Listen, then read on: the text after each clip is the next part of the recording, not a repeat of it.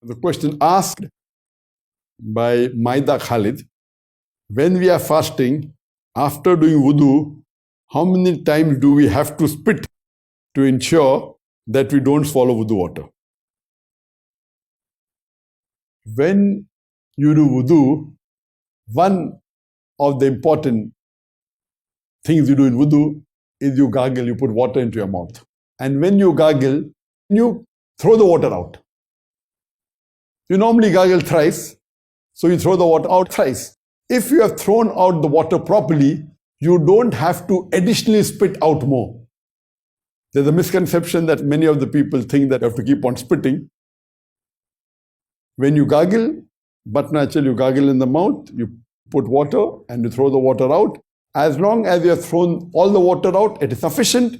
If you realize that there's some water remaining, then you can spit it out, no problem. But there is no hard and fast rule that you should spit once or spit twice or spit thrice. But naturally, you're putting water in your mouth thrice, all the 3 times you throw it out, that's it, that's sufficient. If you fear that there is some water remaining, you can spit out, but it's not compulsory that you have to keep spitting out to be sure that no water has remained. Normally, when you are at the daytime or while sleeping, there is saliva being secreted from your mouth, and this moistens your mouth. This saliva, which is normally secreted, it normally goes back. It is secreted and it is ingested, there's no harm at all. But purposefully, if you collect saliva in your mouth and make it into a large quantity and then you swallow, that is wrong. But normally the saliva which is secreted, it goes into the stomach, there's no problem at all, whether you're awake or whether you're asleep. So similarly, while doing wudu, normally the sunnah of wudu is that you have to sniff excessively. That's the sunnah of the wudu.